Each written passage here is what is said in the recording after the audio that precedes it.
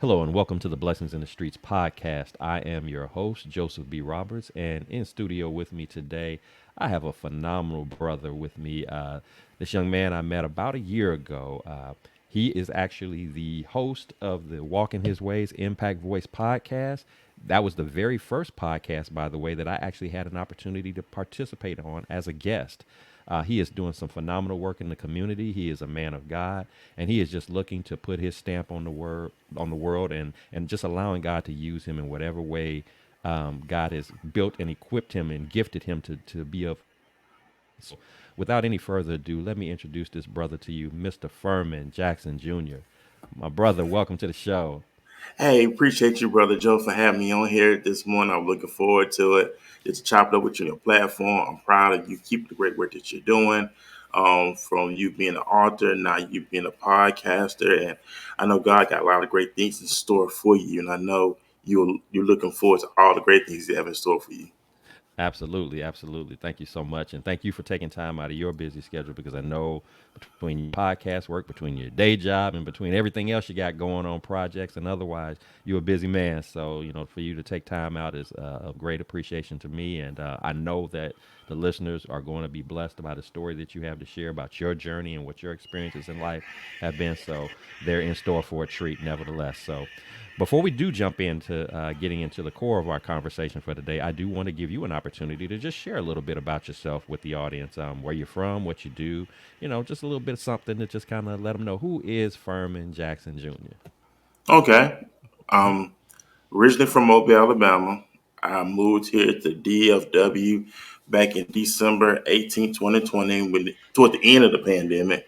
So December 18th will make it 3 years I've been living here. 41 years old, young man.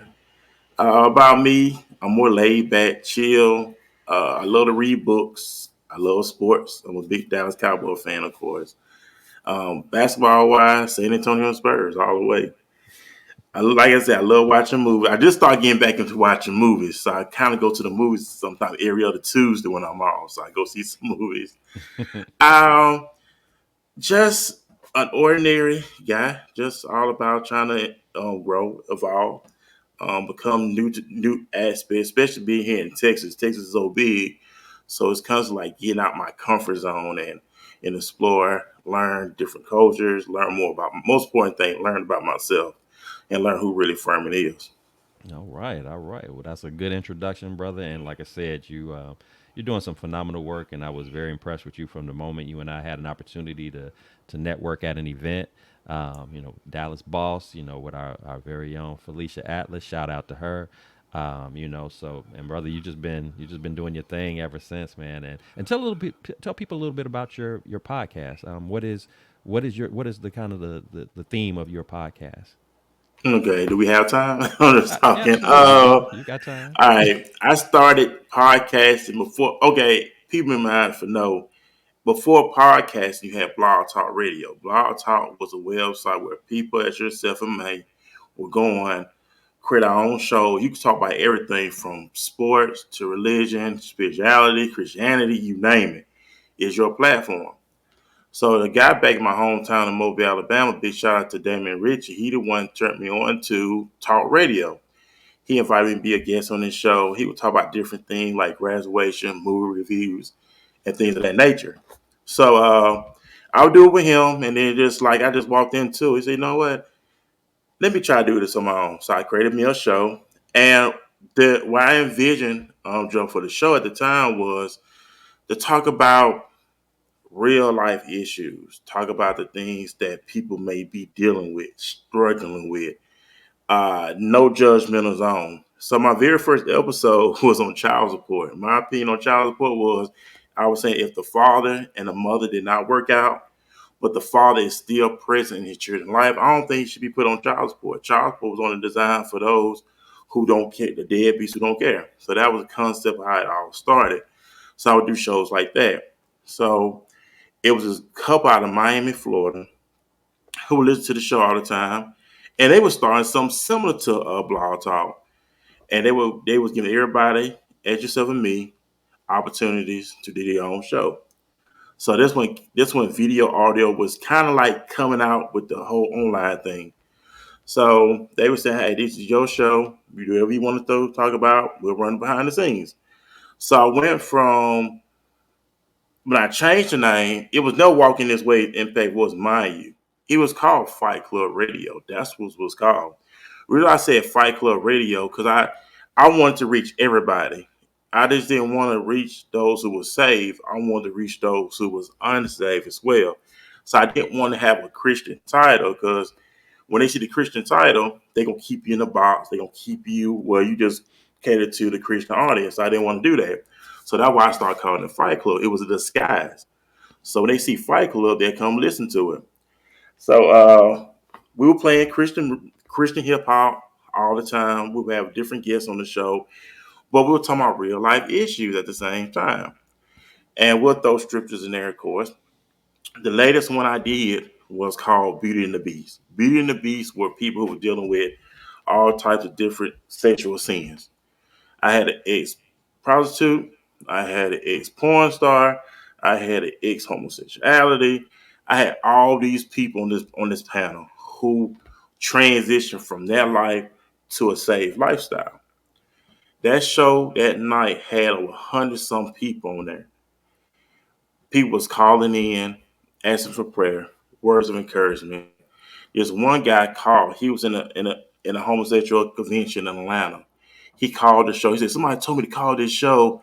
I know I'm not supposed to be here. I know it's wrong, and I'm struggling, and I just need prayer." Instead of people just throwing stones at him, everybody on this line was praying for this young man. Mm. So after the show, people was inboxing me. God said, "Hey, I'm glad you brought this up. I was struggling in this area of my life. I'm glad this was talked about." Where it came from was when scripture tells us confess your faults one to another and then pray in the book of James that you may be healed. That the prayers of the righteous avail as much. So God wants us to confess our faults to each other, and then it said, pray that you may be healed. So people have to be learn how to be healed. Get out the judgmental zone. Everybody does not have the same testimony. We know that. But some form of fashion, healing has to take place. We wear the mask too long, but when we leave everybody's presence, what we do? We go right back to that place where we at when we by ourselves. When a real us struggling, I almost said a real us, but the struggling us, the fleshly us comes out. So that's what the concept of the show came about. So let's talk about real life stuff that people can be healed. Because all through the Bible, Jesus healed people. The disciples healed. Apostle Paul healed. So why is that not taking place today? Mm-hmm. When we walk into the presence, we may come in one way, but we should believe in leaving a whole different entire way. So that was the purpose of how I got started with the show. Wow, man, that is awesome. And you know what? You made a very good point in the sense that, a lot of times as believers, um, we kind of struggle when we're trying to tap into our creative modes. Like, this is use the fact of podcasting or what have you, because as you stated, that you want to reach the masses, but you're concerned that if the what you call it sounds too I don't know, too churchy, too Bible like, too religious like, that'll automatically shut people down. So I get why you camouflage with the name, and that was creative thinking to draw people in. But then even in the midst of that, God worked that thing out to where he said, Furman, you don't have to camouflage it at all. You can still speak what you need to speak about, and people will come. In fact, I will navigate them your way. You had people tap into that show that night that you just shared that had no intentions before the night began to tap into the show and to talk about what they were talking about, and in some instances asking for prayer. And I mean, so now here you are. Fast forward to today, you're walking boldly, walk in his ways. There's no, when I first saw that title, I was not confused about who you was talking about. I was not confused, about the direction that you were going, but you're able to do that boldly and unashamed. And just again, trusting that God will navigate those who need to hear what you have to say, the message that they need to hear, that something will convict them in their respective places and spaces that they're in at that moment in time, that maybe hasn't log into your show when they may have even known about the show for weeks and months or what have you, never intending on checking into it, never. But then that one day, and for those of us who have come to Christ, we know what that feels like to just be doing life ordinary and regular like we always do. And then just that one day, that one moment of all the times we went to church, of all the times that we went to this particular event or did this particular thing, on this one day, God just hit us different. He tapped into us in a different way. When I think about becoming saved, many times I've been to church, I had never cried before in church, aside from getting in trouble. If I got in trouble doing something I had no business doing, my mom did on Right. me. But I mean, crying in terms of being moved by the worship, being moved by the word. So until you experience that and understand what that feels like, it's only then that you truly know the power of God and how He, in His perfect time and in His perfect way and in His perfect circumstances, will connect with His people. And He used you as a tool, as a medium to be able to draw the people in. And again, you were kind of teetering the line. You're a little nervous. I don't want to get pigeonholed, but God said, "No, no, you're gonna be good. I'm gonna make sure of that, and I'm gonna keep bringing people." And that's been reflective of your show. People have still, of all walks of life, come on your show, and Hmm. and every show that you've done. I mean, I haven't heard every single show, but every time that I have had an opportunity to either be a guest or tune in when somebody else is on there, at some point, God is going to be mentioned. God is going to be acknowledged. God is going to be praised. That is, and it's not forced. It's a Right. part of the flow of the conversation, and Right. that's just how God navigates things. So I love that story about how you got to where you are, and as I shared with you before we got on the show, is much of what you do and my opportunity to be a guest on your show multiple times, served as an inspiration for me to step out and try doing something like this, because I felt like this was another way to reach people, to evangelize, especially in these days and times, because we have to get a little bit more creative in reaching to lost souls as well as reaching those who are saved. Because don't get me wrong, you and I both know, just because you saved don't mean that you perfected and figured it all out. We still are all works in progress, and we Right. still have temptations and moments where we kind of fall back to the old stuff that we know better not to be delving into, know better not to be thinking about or engaging in. So even shows like yours, shows like mine, are necessary to reinforce for those who are in this, who gotten this far along in the journey, to keep us there, and then for those who may not know God like we know God, to give them a little bit more insight, give them a little bit more encouragement to want to learn more, to want to build that relationship with Him, so that they can overcome challenges and difficult moments in life. So, man, that's powerful. I appreciate you sharing that. I never Most knew that definitely. backdrop of your podcast story. So you are already setting the stage for us right now, man, giving us some gems. So, with that said, my brother, if you would, I am interested in, again, you've shared some things about yourself, but I'm interested in knowing, what was it like for you growing up? We want to delve into the beginnings of who you are and what shaped and molded you. So if you would just kind of walk us through what growing up was like, fond memories that you have, as well as if there were any particular challenges even that you had to deal with. Anything that you'd like to share, please share what that experience was like for you. Okay. I was born April 23rd, 1982, in Mobile, Alabama. My parents, of course, Ferman Sr., and my mother, Lillian Jackson, they was married before they got a divorce. I'm the oldest out of it's total. It's five of us, and I'm gonna say that me and my other two brothers got the same parents. I have another brother on my dad's side, and I have another brother on my mom's side.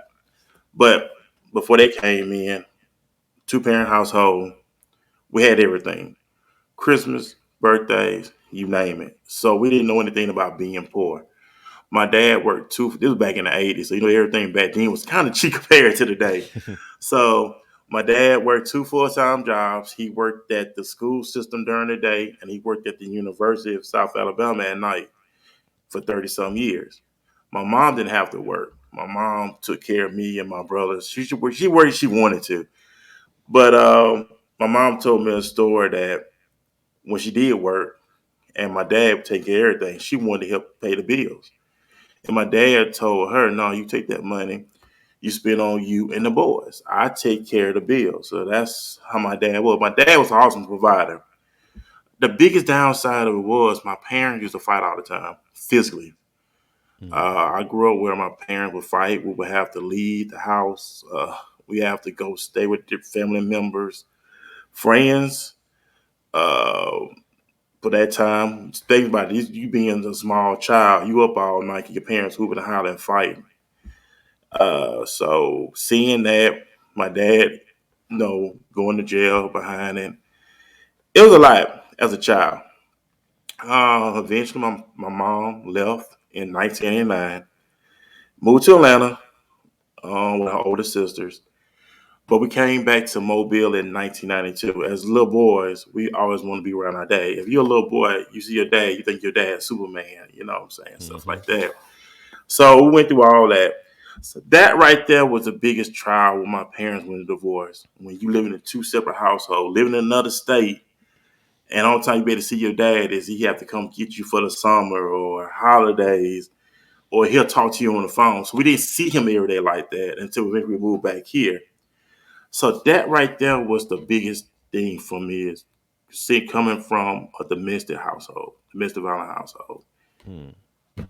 Mm. And to see that, how did that shape when you finally decide? I know you're not married at this time, but I'm sure you've obviously had opportunities to date and deal with women. How did that shape your opinion or viewpoint in terms of relationships and how to deal with conflict, particularly when it came to, you know, dealing with women? To see your dad, somebody who you admired, but also at the same time, just the challenge and struggle with seeing him, knowing that he was being physically abusive to your mother. How did that shape your thinking and how you perceived, how you wanted to be when you got into relationships and eventually one day perhaps becoming a married man, if that's in the cards for God to have for you? How did that shape your opinion on that?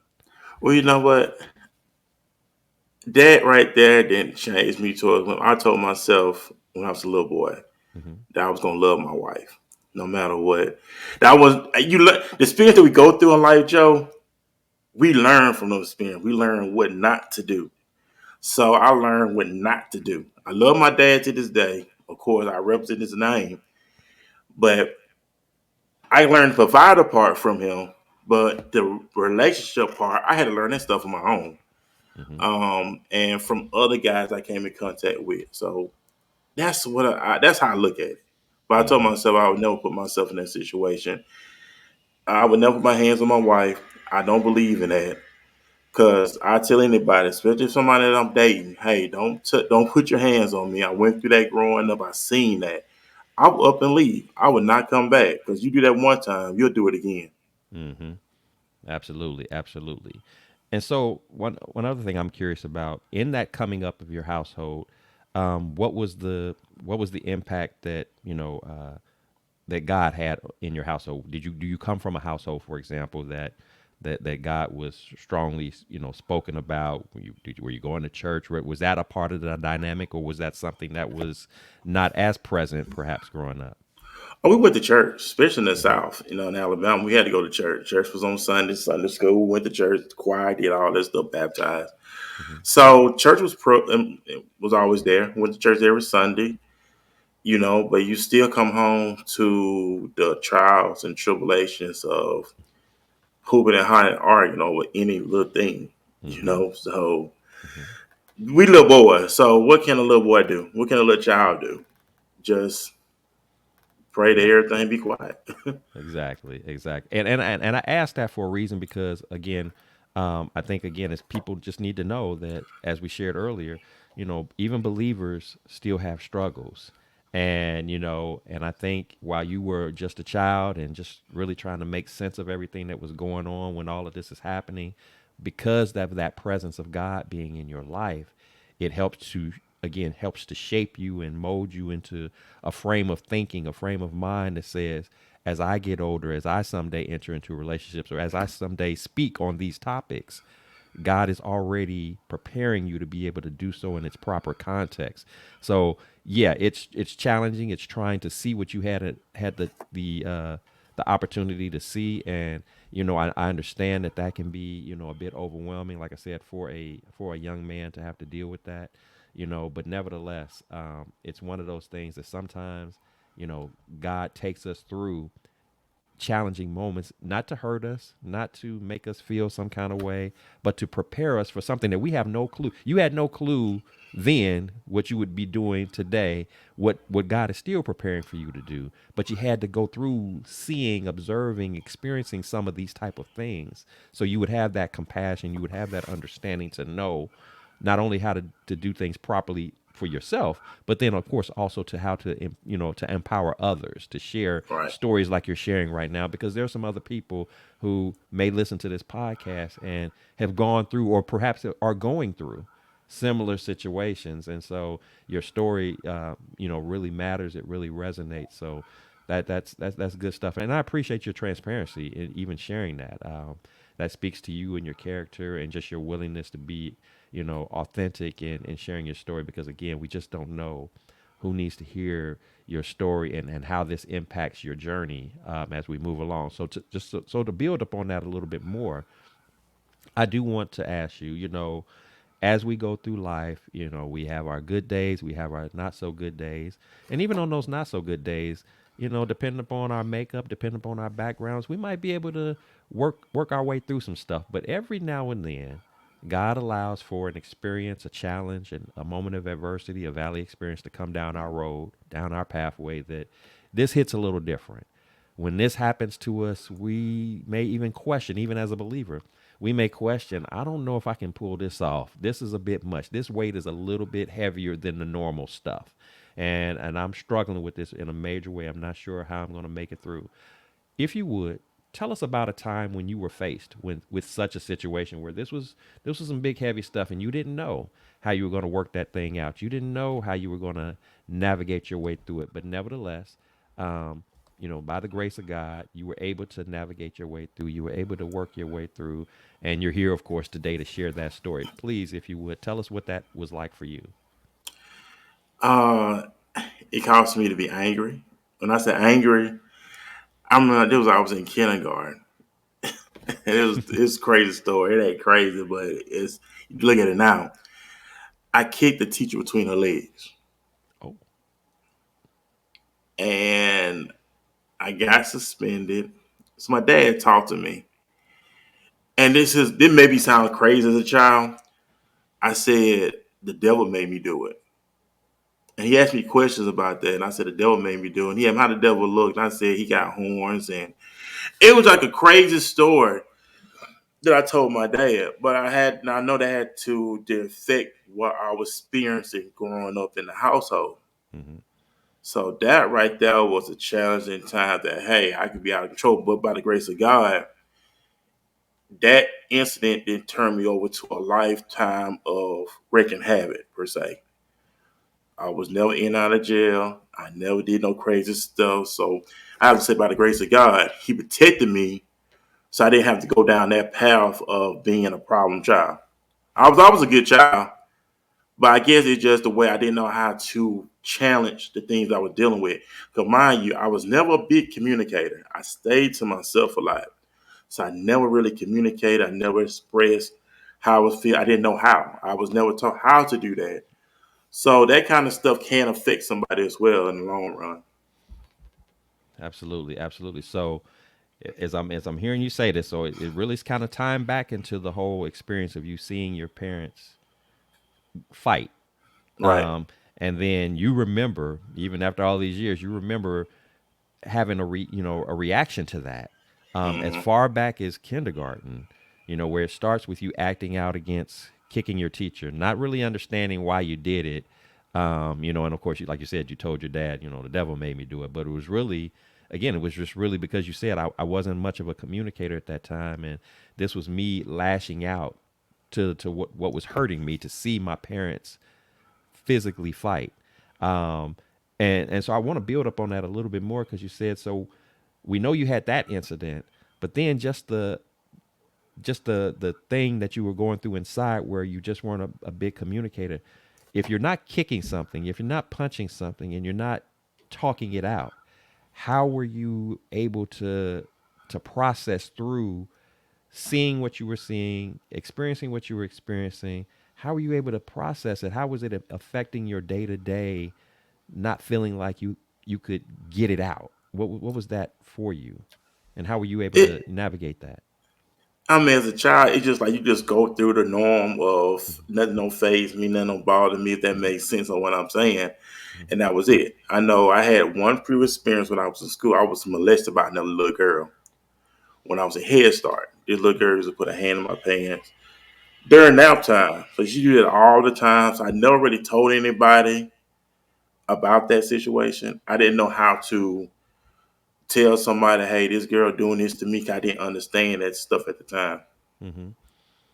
So, so it sounds like from what I'm hearing then is that as the years were going on and you were seeing this stuff going on with the fighting between your parents, it was like, your best way of dealing with it was really to just basically act like it wasn't there. Like, yeah, I just kind Hmm. of keep doing whatever I'm doing. I'll play. I'll do things that little kids do. I'll just go through the motions, go through the process, but still just kind of putting this behind me, acting like if it didn't happen. So when your parents finally did divorce, and of course it appears to be directly related to the fact that the physical altercations just got to be to the point to where it was now time for them to part ways.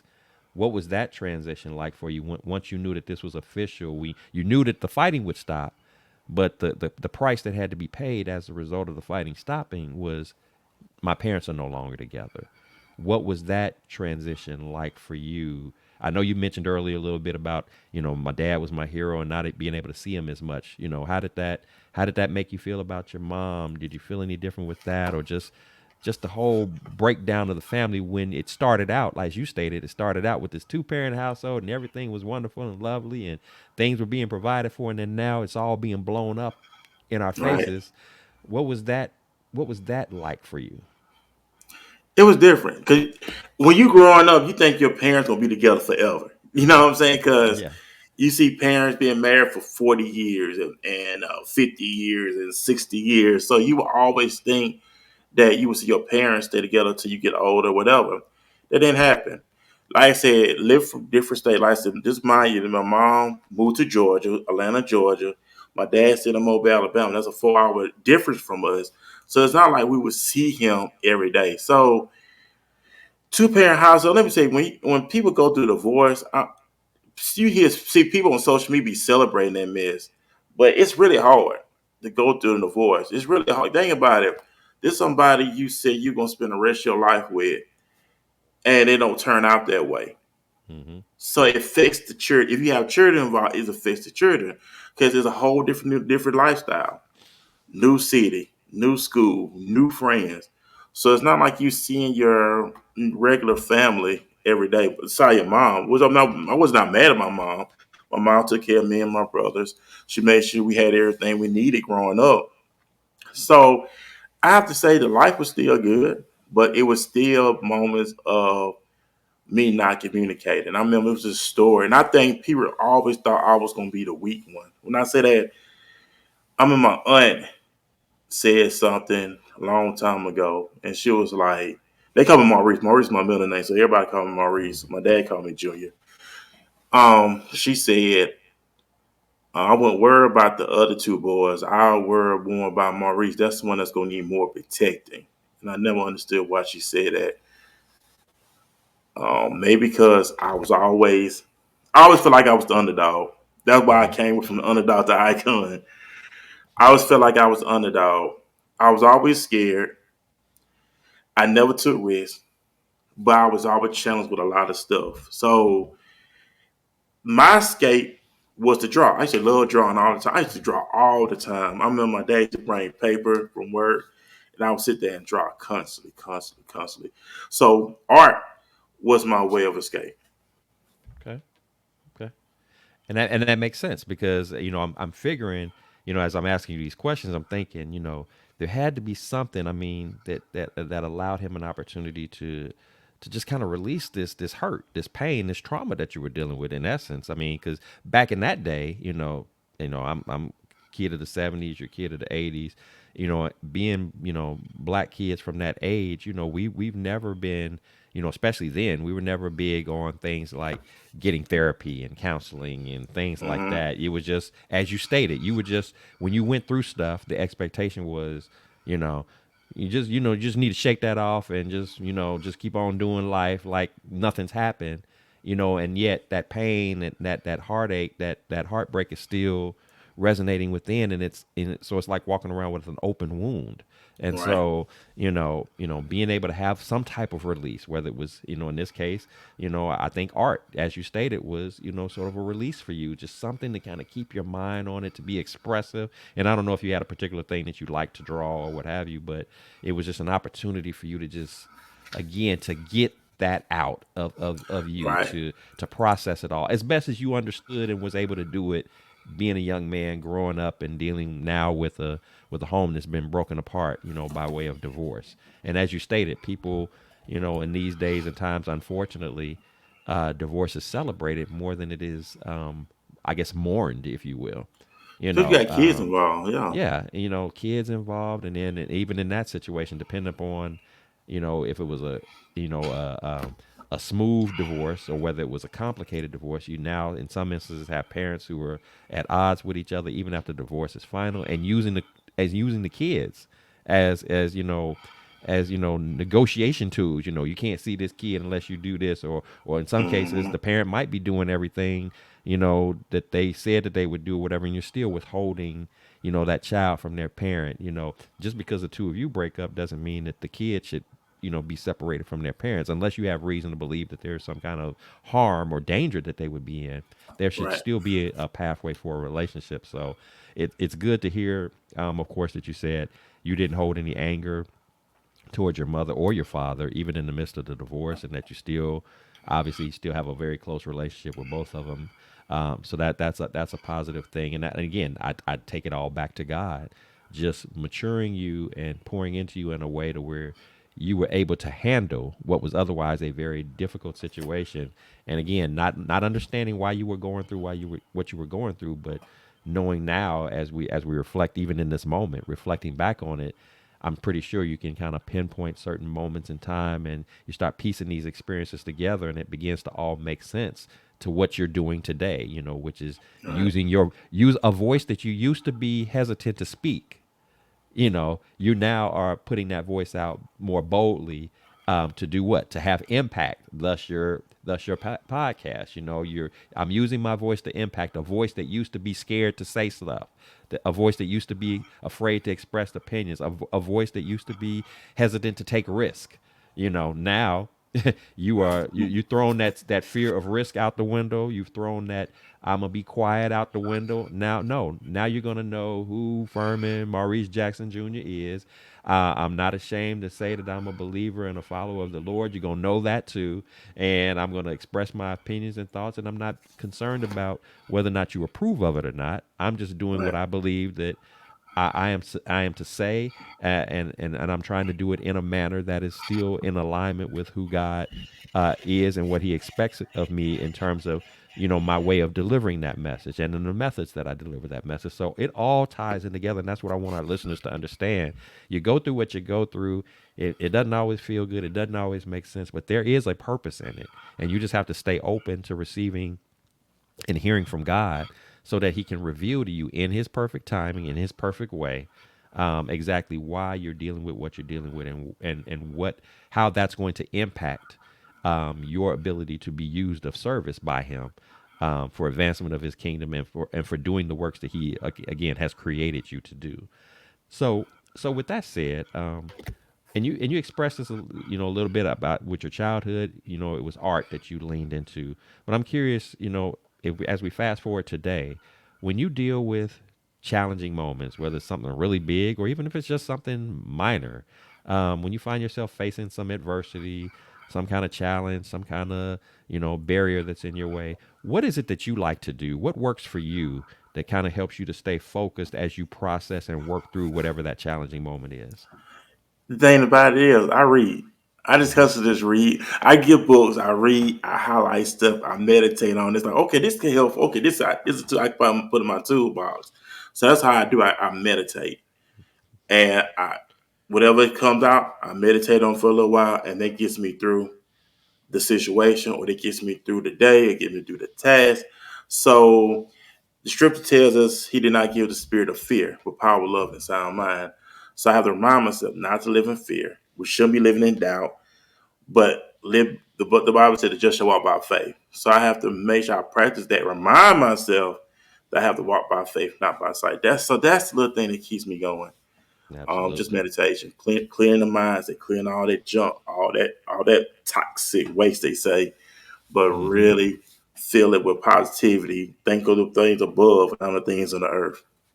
Absolutely. I love that. And like you said, when we're going through difficult moments, the best thing that we can do before we kind of deal with whatever that situation is, I got to purge myself of whatever is negative, whatever energies is distracting, whatever that is. Let me clear my head. And for you, you say, "Hey, I use reading. Let me read it out. Let me Mm-hmm. look for that positive affirmation. Let me look for that positive way of thinking so that when I close that book, when I open my eyes from having that moment of silence, if you will, I now with a clear head, without being emotional about it, without being misguided or haphazard about it, I now can face that challenge head on and deal with it however God has lended to me that I should deal with it. Because I can't hear Mm-hmm. him, I can't follow him, I can't understand him if I got a whole bunch of other stuff, Right. clouding my vision. If I got a whole bunch of stuff clogging up my ears, or if I got a whole bunch of stuff, whole bunch of emotions clogging up my heart where I can't receive his peace, his Right. calm that he can only bring to me in a way that no other human being can bring to me, that he allows me to say, okay, let me take that breath and kind of just take it all in and say, okay, Lord, what we doing here? What's this all about? And just letting him lead you. And that's what you're basically speaking to. And that's a good approach to that. So with that said, if you had an opportunity to speak to the uh, a younger version of yourself, the younger Furman, who may have not, that Furman that used to not use his voice, that Furman that used to kind of hold it all in, that kind of deflect like as if it didn't exist, whatever challenge or adversity was going on, who was afraid to take a risk. If you had a chance to talk to him, or if you had an opportunity, if somebody's listening that has those same struggles, they're fearful of taking risks. They don't like to use their voices. They're afraid to use that voice, a voice that needs to be heard. What would your words of wisdom and encouragement be to the younger you, or to people who are like you right now? That people who right now are like who you used to be. What would be those words of encouragement to them? If I knew back then, Joe, I would have got me a mentor Hmm. because a mentor helps you along the way. I look back on my life. I'm 41 years old. And I look back. I wasted time in my 30s and I wasted time in my 20s and my teens. Now, when I had me a mentor to help me on the right path, I think about how I could be way advanced, Mm-hmm. per se, writing out my life. Because the Bible said, without a vision, the people perish. So we have to have a vision for our life. Get that vision from God, of course. Write it out and wait on it. So if I would had a mentor, I tell you, if I had a mentor back then, you think I'm bad. Now I probably even be more dangerous than ever before because of the information that we're getting now. But I thank God because mercy and grace does play a role, and Mm-hmm. He does renew the strength. He does mount our wings like eagle. We shall run and not get weary. And I love the scriptures in the book of Joel. He said that He will restore the years that the cake of worms and the pit of worms took it from us. God restored years. He didn't say a day. He didn't say a night. He didn't say a week. He didn't even say a month. He said, I will restore the years. So that let me know that God gonna restore years. The thing that was taken from me, He's gonna restore the years. Like that stuff never really translated. That I can live Mm-hmm. a fulfilling life, a life that's productive. Not only that, but pass on the legacy to whenever if I have children to come and impact with people, maybe on the street, the podcast, your show, whatever. It's all about being born again. And that's why Christ tells us that we must be born again. So when you be born again, we restart our life over again. Not from a physical standpoint, from a spiritual standpoint. So that's what the advice I would tell my younger self um, back then. Absolutely, absolutely. And like you said, the mentor is important. Having someone who can see in you when you can't see in you what is Hmm. residing within, that can be that guide, that can be that leading, that example that you need to see. That someone that you want to perhaps aspire to be like, that person who can draw out of you the best in you. If you have that, Mm-hmm. and especially if that person is also somebody who's rooted in God, now you're getting a double dosage. You're getting the practical guidance that of doing things, but then you're also getting that godly guidance. And the two of those things are just super powerful. And like you said, man, it's like if I knew now what I, knew then what I know now, I would have been a beast. I would have been, but the hope is in what you just said about, you know, your years being restored. You can be Mm-hmm. restored. It's like, yeah, you might have felt like you lost some time in the 20s and the 30s or what have you, but when God is connecting with you, he can bring all of that back. I mean, Job is a perfect example of that. Where you lose everything, up to an inch of your life. And then Mm-hmm. not only do I restore you, but I restored you 10 times over what you already was blowing up back then before you lost. I gave you all of that back and then doubled and tripled it. If you want, Mm-hmm. Job is a perfect example of that. But even in our practical day to days right now, that same type of experience can happen with us. Yes, we go through experiences where we have loss, where we, things, whether they be physical things or whether they be people in our lives or what have you. But God has a way of filling in those gaps. He has a way of making you not feel void. He can, like I said, he can not only plug those holes in, but again, he can layer you up. He can double you up to where you got both arms filled with all that he has. And again, I'm not just talking about physical. I'm just talking about it all to the point where you just can't explain it. There's no Right. words for it. It's people were like, "How is this happening? How are you doing what you're doing?" I'm sure even with the works that you do right now, there are probably some people who either directly talk to you or maybe some people who don't talk to you. That they're probably just sitting back trying to figure out how is Furman pulling this off? How is he running this podcast? Shooting out 3-4 shows a week. Yeah. How is he making moves and making connects and getting the people that he gets to on his show and just other aspects of your life, because your life is just not this podcast. Just how's he doing it? People who might have Yeah. doubted you, people who might have, the auntie who made the question about, we got to watch him, he's gonna need to be protected. People who think like that about you, and now look what you're doing. That's that's Right. that's that's God just dripping all over you. Oh yeah, most And definitely. that's what it's all about, and understanding what that relationship means. So that's good stuff, man. And those are good words of encouragement. I believe that somebody listening to the podcast needs to hear. They need to understand why that relationship is so significant, and why, even if you feel like some time has been lost, why you can't just automatically assume that it's too late, that your ship has sailed. There's no way I can yeah, you may not be able to reverse the clock in terms of the years, but trust and believe that if you got that connection and that relationship with God, and he has a plan for you, and you are on board with following his lead, it'll, like you said, it'll be just like as if none of that ever happened. And Right. people will just be blown away and amazed at what you're doing and how you're changing the world and impacting, and just again having the blessings just being overflowed in your life, and in everything that you touch and in everything that you do. So that's good stuff. That's good stuff, man. So before I let you go, my brother, if you would, I am interested. And I like to, when anybody come on the show, I want to have an opportunity to celebrate, to applaud, to love on you, and all that good stuff, man. So if you got any projects that you're working on, any good news that you'd like to share, we want to, again, as a host and with my audience, I want to love on you, applaud you and support and pray on it. And what you got going on? What's happening? What's in the works with Furman right now? What we got going on?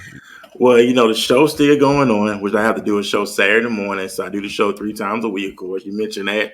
Tuesday night at 7, Wednesday at 7, Saturday morning at 10. Main thing, Joe, is I'm just creating my life. I'm just creating the life that I want to live. That's one thing I'm working on. And I'm not talking about from a financial or physical standpoint. I'm talking about characteristics. Staying consistent. Don't get complacent. Develop a strong work ethic, a great attitude. You know, be the first one to show up, be the last one to leave. But main thing is just really staying consistent, working on me, become a better, as they say, a better version of yourself. Mm-hmm. So I'm just enjoying the process of just becoming a better version of Furman. We got 24 hours within a day, Joe, And I want to fulfill every day that God got me here. Every day He opened our eyes up, we here for a reason, right? Mm-hmm. So I don't want to waste this opportunity because He allowed me and you to see this day. He knew the day was going to happen.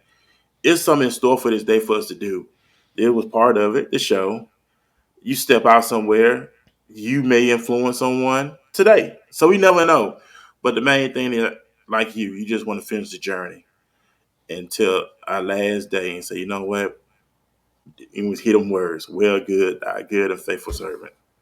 Absolutely, absolutely. And my brother, that right there, what you all did you just said, that is something to celebrate. You're celebrating a desire to continue to grow and be more of a man of God each and every day, allowing Him to use you in a mighty way. You know, a little bit more than He did yesterday, and a little bit more the next day. Just not getting complacent, not getting comfortable, but just Mm-hmm. saying, Lord, just have Your way with me. Use me however You see fit, Lord. So that right there, that's when we have these moments of celebration. It's not always about an award you just received. It's not all about a check that you just got in the mail.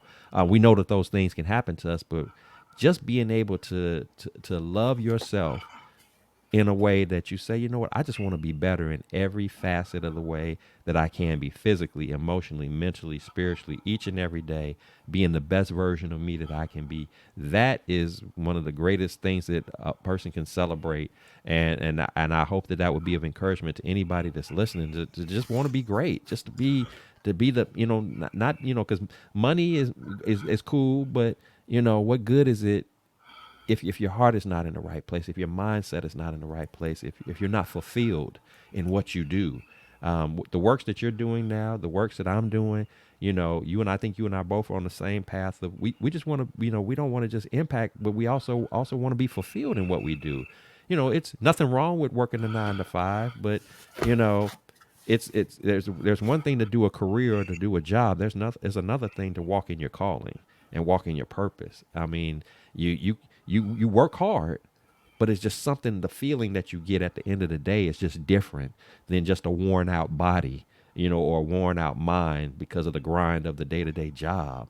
But when you're working for the Lord, when you're doing things in a way that's pleasing in His sight, and you're operating within your gifts that He's placed in you, it's just something different about that. It's just a different vibe, a different energy, and just the impact again of all the lives, some that you know, many that you'll never know, but God will know.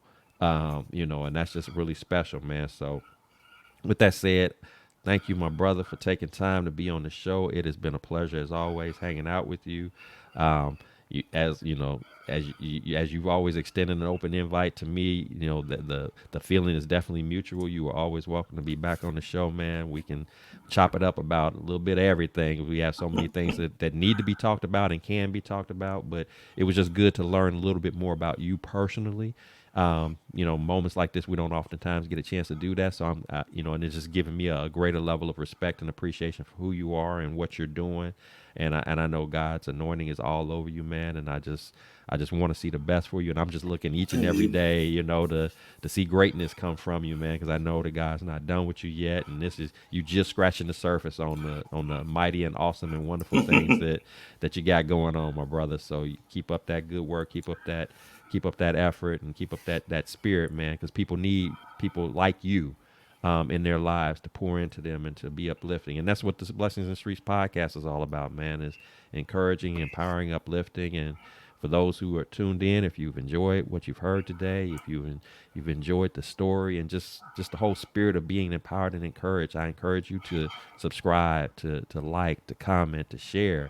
If you're interested in finding out more about myself, and my book, Blessings in the Streets, check out blessingsinthestreets.com for more information, to get the book, and to find out more about services that I have available.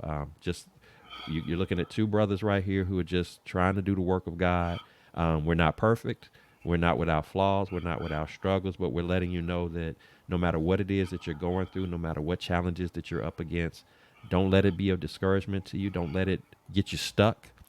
Just take a moment, get whatever feeling is that you're having about that situation out of you, but then take a moment to just take that breath and let God speak to you. And I promise you, He will navigate that path for you. He will give you what you need. Have that relationship with him. Quit trying to do life on your own. We were never built to do life by ourselves. And that first relationship that you want to form, and you don't have any other relationship in life, have that relationship with God. And I promise you, I'm not telling you something that I heard. I'm telling you something that I know. I'm telling you something that Ferman knows. That relationship is a game changer for you, and it'll be the greatest decision that you ever make. So, with that said, here at the Blessings in the Streets podcast, this is the place where your story is your glory, where your relationships are relevant, and where your journey is your joy. I am your host, Joseph B. Roberts. Thank you for tuning in. And until next time, be blessed, take care of yourselves, and continue to tune in to myself. Continue to tune in to my brother Ferman if you haven't checked out his show, and be encouraged, be inspired, be uplifted, and don't give up. Fight the good fight because God loves you and He wants to see nothing but the best for you. Take care of yourselves.